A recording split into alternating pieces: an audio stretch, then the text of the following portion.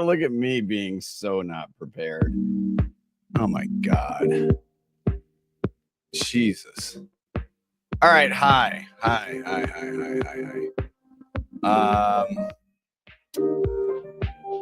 How's everybody doing? This is a little bit of a special edition of Indie Thinking. You know, not trying to give the eye roll here, but I did give the eye roll a little bit. So here's the deal here. I live in Portland, Oregon. We were in Vancouver, British Columbia, enjoying a nice weekend. The final tour stop on the Eras tour for Taylor Swift. I didn't go, but a couple of people in our family went. They had a great time. Also had an amazing time in Vancouver. Got a chance to hang out with our members. Definitely Real out of Vancouver. Super awesome. So it was a really nice weekend. And then we start driving home. And then we see that. So there we go, from Ewan Larkin and Brian Bonilla. Fun fact, Ewan Larkin's from the same part of South Jersey that I am from. So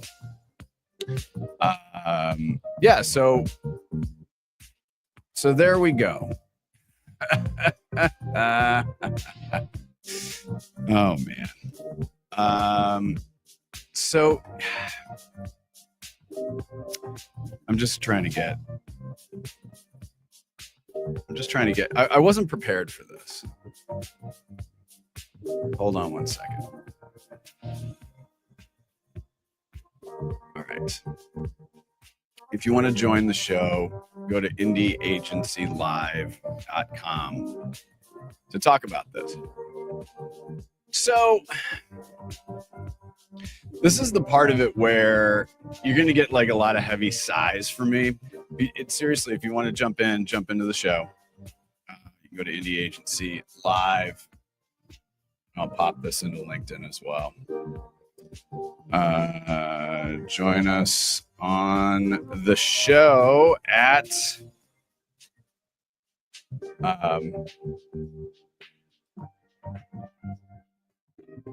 let's just say let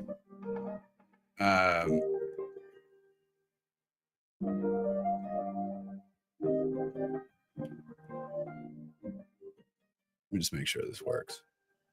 Yep, it does.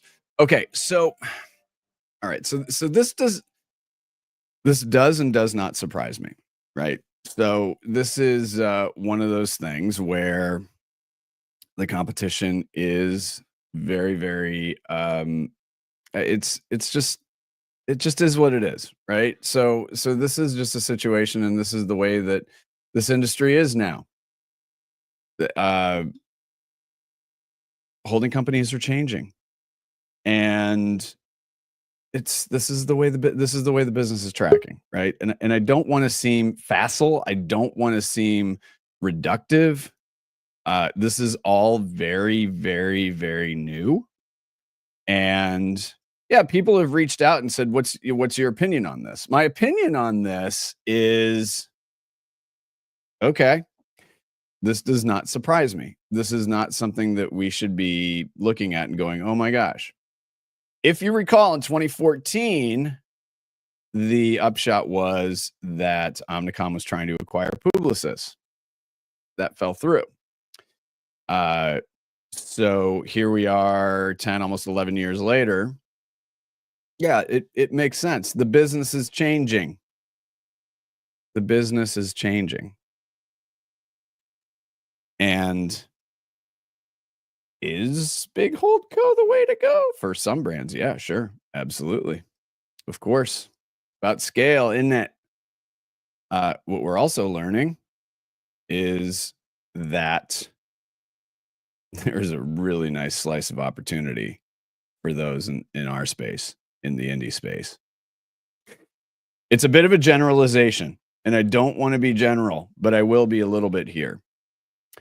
The thinking here is that a big holding company will be able to manage scale, specifically as it relates to media. Digital, as we all know, has changed a lot. When the first iPhone came out, all the think pieces, all the people on stage, all people on stages saying it was the year of mobile, it's the year of digital, it's the year of this, it's the year of that. It just is. Don't try to put it in some thing. Now, I want to give Bob Hoffman a lot of credit for this, because this is the one thing that one of the many things that he says, the ad contrarian, for those of you who may or may not know. Agencies are the only business in the world that uses creativity to solve a business problem. I'm paraphrasing, but it's very true. So it stands to reason by the transitive property that if you have a company that maybe isn't as focused on that, I mean, it's fine. There are lots of great media agencies, and that's such an important part of this entire business. Some great media agencies, some of which, not whom, I don't want to humanize.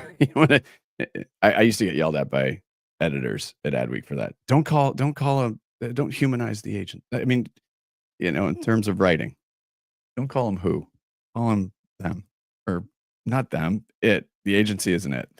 But there's so many great media agencies. And if this is a direction that a holding company needs to go, that's fine. I worked at IPG for a year at the Martin Agency. Media Hub, holy cow. What a great, fantastic. I know plenty of people from Omnicom from my time at Adweek, the Drum, especially. One in particular, Goodby Silverstein and Partners. Great creative shop.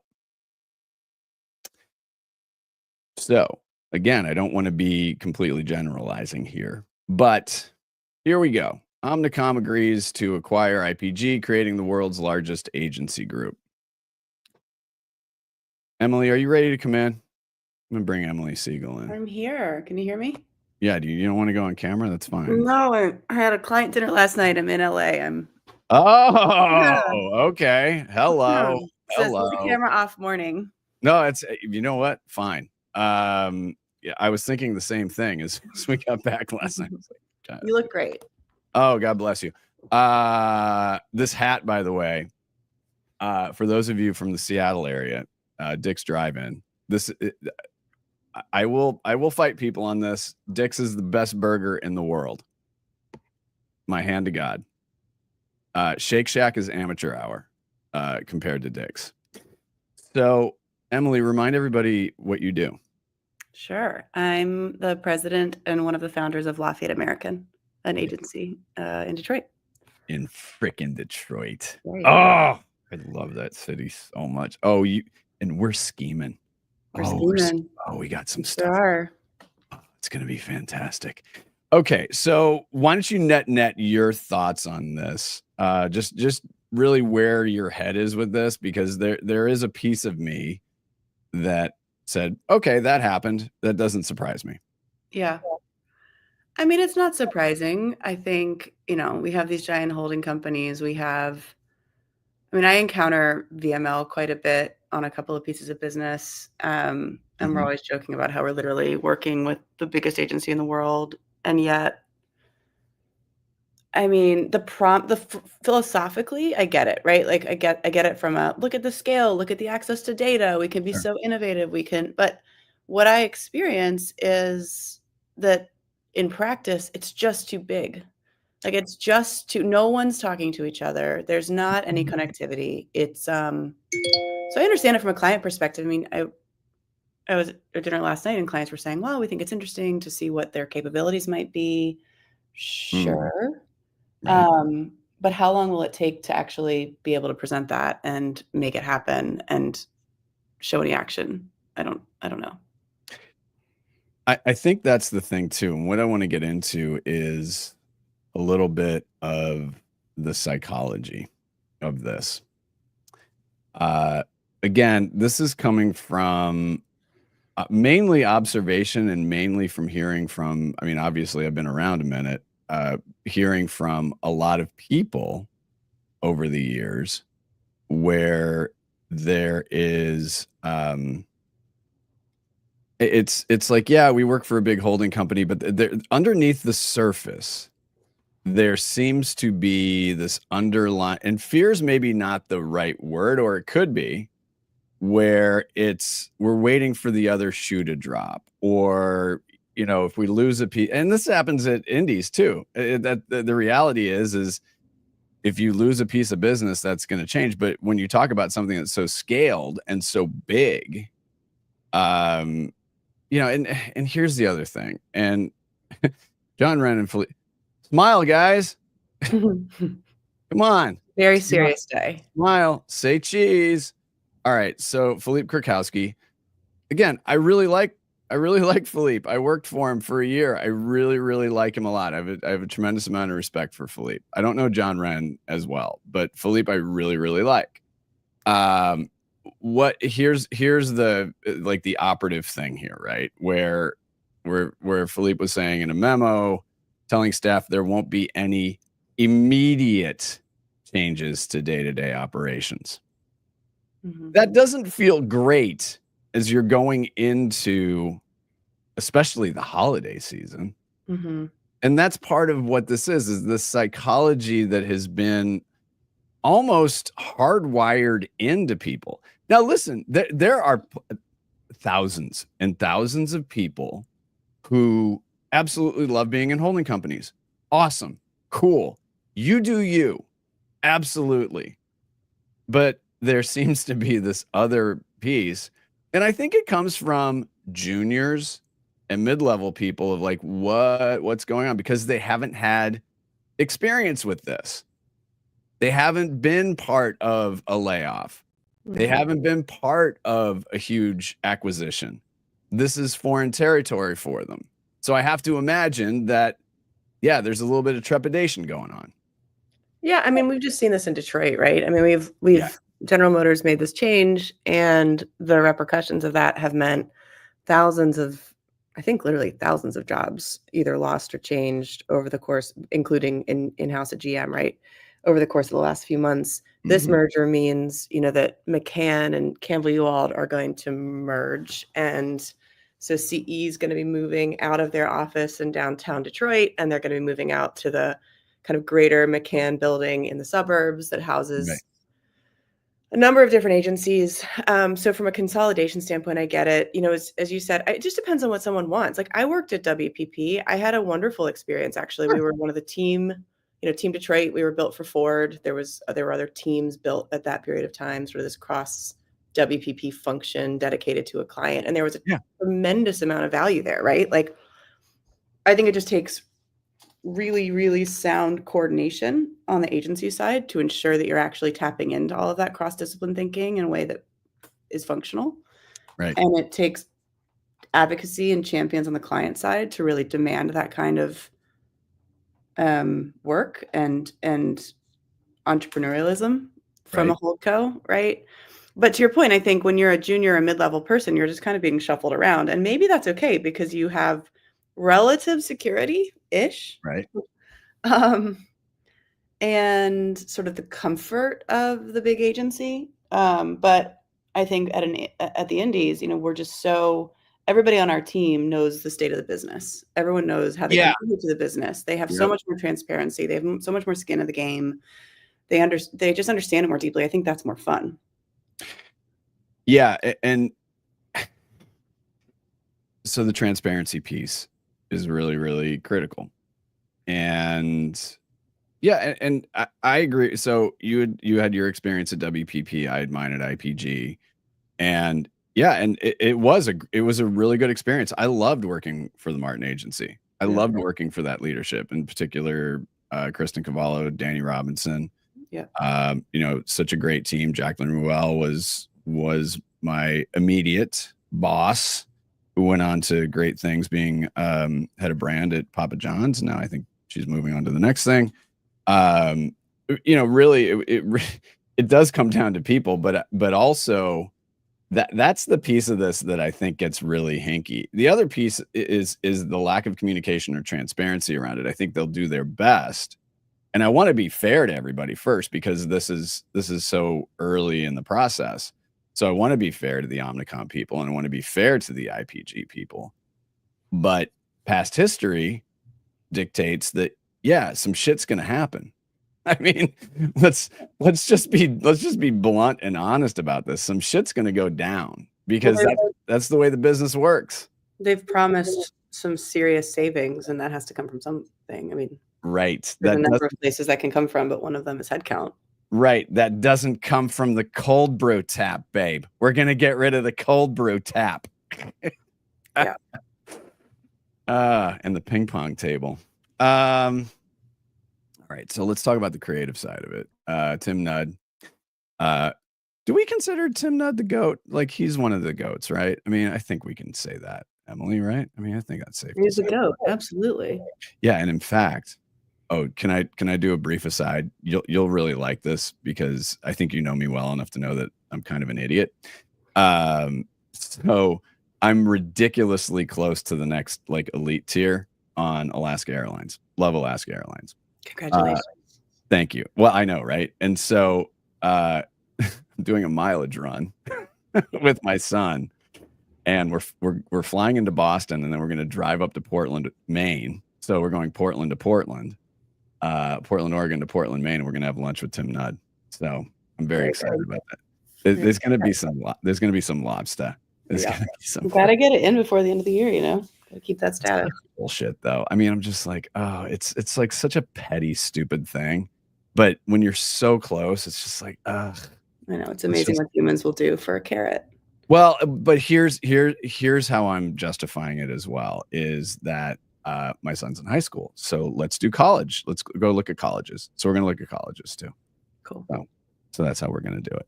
That's my justification. And this is me stalling.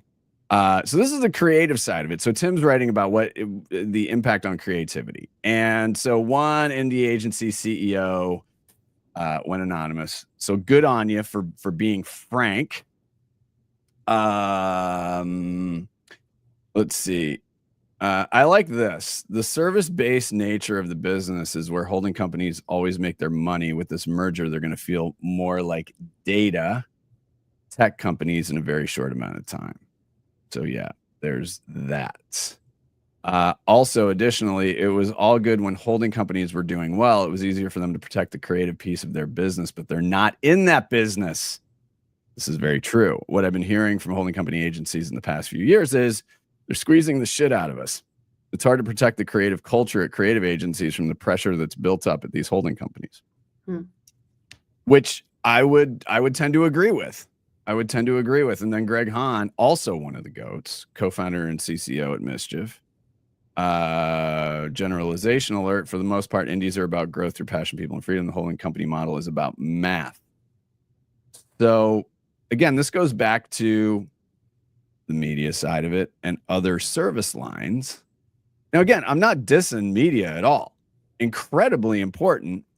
Lafayette American does media. We have great media agencies. Hunter Blue, Noble People, Left Hand Agency. I'm probably missing some members because it's still early here and I'm not quite caffeinated. And you are on the West Coast now, so you're time zoned out too. Yeah. But I think that and again, this the value of this, the value of the holding company will not go away. It's just changing, it's morphing. But I'm curious your thoughts on the creative side of it, because again, going back to Bob Hoffman, this is the only industry where creativity solves a business problem. Mm-hmm.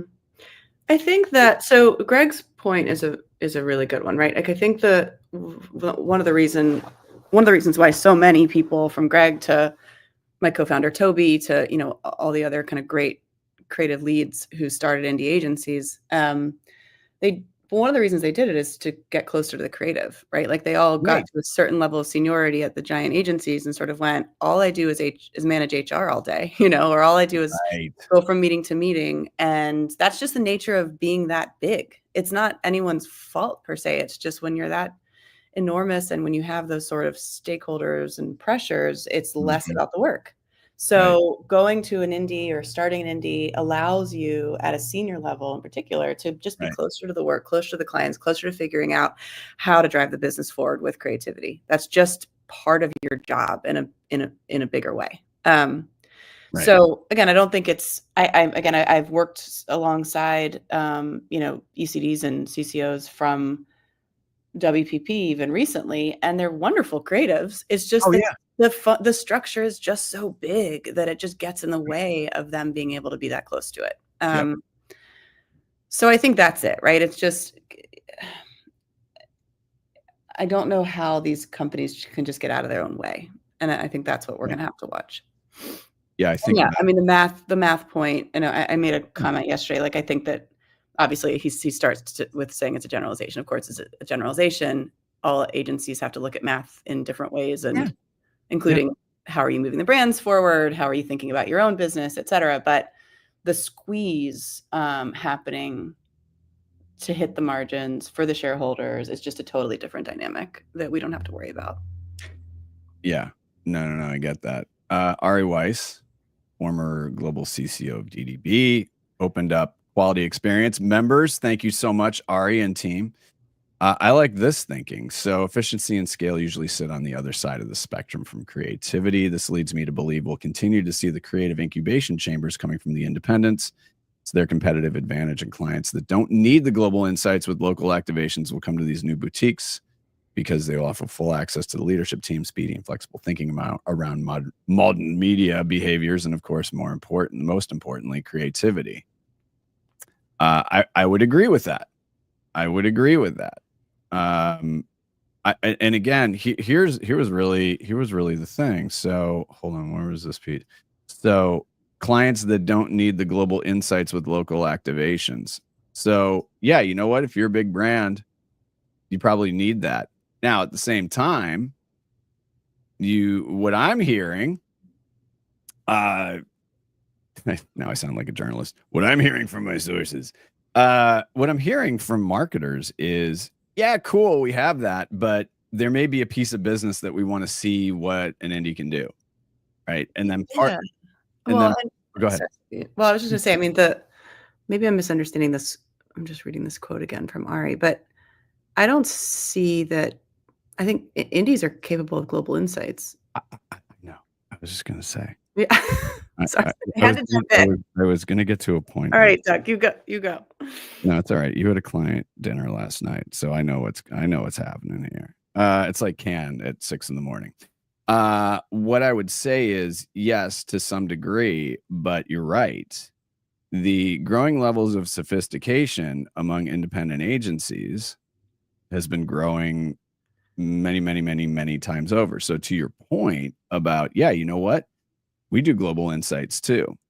And yeah, there are quite a few indies, a lot of whom are our members, that maybe don't have that. They don't have that capability, but they can partner with people that do. So I look at somebody like your agency. I look at a Tombras. I look at Pereira Odell, Yeah. and there's a huge and I know that a lot of you that are members, yeah, you're gonna like raise your hand and yell at me. Of course, yes, you have the ability to have the global insight, the local activations, all of the things, all of the fancy dancy things that a holding company has, but now you've got this other piece around it. So, Yeah, I uh, mean, there's a ton. I mean, given what's been happening in the market and how kind of up and down it's been, there's so much talent out there available, mhm, right? So we always say, and I know this is true of a lot of our indie peers, that we know what we need to do as a sort of center of excellence at Lafayette American, and then we can bring in experts when we need to bring in experts. So we can kind of custom build teams and flex up and down to bolt people in with either a certain expertise or just more scale or more whatever. right, So if that's a global insight, or if it's if it's a planner based in Switzerland, if it's a Yeah. Partnering with a media agency for greater scale on the media side, if it's bringing in, digital producers who are, native AI geniuses, whatever the thing is, like that's all possible. Of course it is. It's just that the holdcos have all of it baked into their day-to-day and overhead. It's sort of they're just carrying it all the time, whether or not a client needs it. True. And then here at the end, Neil Arthur, global CEO at Wyden, the value of independence is actually, when you've had consolidations, independent agencies have done better, not worse. The value of independence, I can't talk, Emily.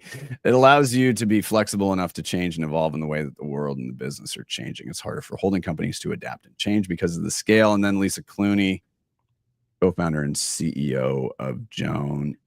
Yes, this is a win for shareholders, but it also signals how challenging it is to nurture a culture of breakthrough creativity within the constraints of a public company. True innovation in advertising doesn't always follow a predetermined path. It requires the freedom to find unexpected solutions. So my message to any brand that maybe is working with a holding company, and particularly this hookup, take a look over here. Yeah, see, we'll help you. We'll help you. Emily, since you have given me your time, I would like you, hold on. Let's see. Hold on one second. This is your chance to shamelessly promote what you got cooking at Lafayette American. Oh man, I'm unprepared. No, it's okay. No, I'm just gonna put you up here. There you go. Oh, there we are. Yeah, look at that. Yeah, it's been a great year. Toledo Museum of Art, so good. Thank you. Oh my God. All the work you do is great, but tell us a little more about what you got cooking and what you're excited about for 2025.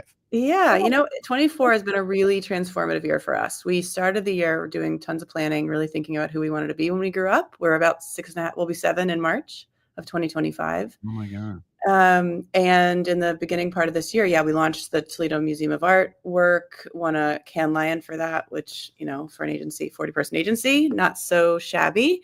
Did this work that you see here with StockX that launched as well, which was I could go on and on about StockX. No, but look at this breadth. Like you got such a nice horizontal range of excellent work here. Yeah, thanks. And we crystallized our design offering at the beginning of 2024. Our Scorpion Rose Studio is the design group within Lafayette American that did the TMA work. And then on the other side of the house, so to speak, we're in Detroit. We launched very consciously, not trying to be an auto shop in spite of a lot of our backgrounds. And yet we still find our way into the automotive space. So we kind of have this gorgeous design, brand ID, really creative work on one side. And then we have automotive on the other side with folks like Ford and Mazda and others. And then in the middle, we've had the chance to work with brands up and down the spectrum from Kodiak cakes. We love Kodiak cakes, DCFC out of the gates. Cakes, forget it. I mean, my family's totally addicted to them. We launched a brand this year called Goldbug, which is really cool and you can find in your local Target, Walmart. We've had a long time work with Owens Corning down in Ohio. We've done work with Amazon, Google, YouTube. Yeah, lots of stuff. So we're having fun. We're sort of not boxed into any particular industry, but we just try to bring the best solutions forward, and we keep finding interesting problems to solve. Okay, I like it. All right, everybody. Well, what are you going to do in LA today? You got to do something. You're not flying home today, are you? I'm not flying home today. I've got a couple more things. I might go for a little hike before the day starts. Where are you staying? West Side? I'm actually in Orange County. Oh, you're in OC. Okay. Yeah. Not quite so interesting. Okay. But beautiful. Yeah. Go hang out. Have some fun. Go to the beach. Thanks for letting me join this impromptu chat here early in the morning. I mean, impromptu is good. I mean, we'll try a call-in show. I don't know. 2025, we got lots of stuff going on. I'm here for my podcast era. I'll be camera on next time. We don't call them podcasts here. All right. We call them shows. And here's, speaking of which, and Emily, stick with me for a second. Later today, 9:30 Pacific, that is 12:30 Eastern time. Our good friends at Avid Exchange, they supported our first top 40. We have another one coming up in January, by the way. So we're going to do one award per quarter, and it's going to be fun. It's going to be indie. It's going to have a definite cut to its jib, as it were. But Avid Exchange is going to talk about buttoning up your agency for 2025, talking about financial trends and tech. Avid Exchange, they have several indie agency news members as clients, and that's how we decide who we want to work with here. If they have indie agency news members as clients, that is sort of a good housekeeping seal. So we want to make sure that we partner with people that are helping indie agencies grow. Avid Exchange, very much in that crew right there. And then on Friday, it is the Tournament of Champions for our fun and games. We're gonna get back. We're gonna get back to game shows a lot more in 2025. As like all of you, we're in the middle of planning stuff, so a lot more emphasis on it, and we'll be doing some live as well. But on Friday, 9:30 a.m. Pacific, we have our Tournament of Champions. So the shows are Liar Liar, Random Q, and Punt Fight. This is presented by Left Off Madison. Thank you to Rob Douglas for providing us with amazing Techniques headphones as the prize. So we have 3 of them. We have 3 pair, and they will go to the winners of each of these. So thank you again to Left Off Madison for supporting this. And thank all of you for supporting Indie Agency News. Our brief is very simple: build a global home for independent agencies. Our mission is to serve indies and the brilliant people behind them. Our goal is more visibility for indies, more choice for marketers. To learn more about membership, go to indieagency.news. On behalf of everybody at Indie Agency News, including our wonderful members, 180 strong. This time last year we had 10. Now we're up to 180. Thank you for your support. We'll see you. We'll see you a little later today with Avid Exchange. Thanks, everyone. See you later.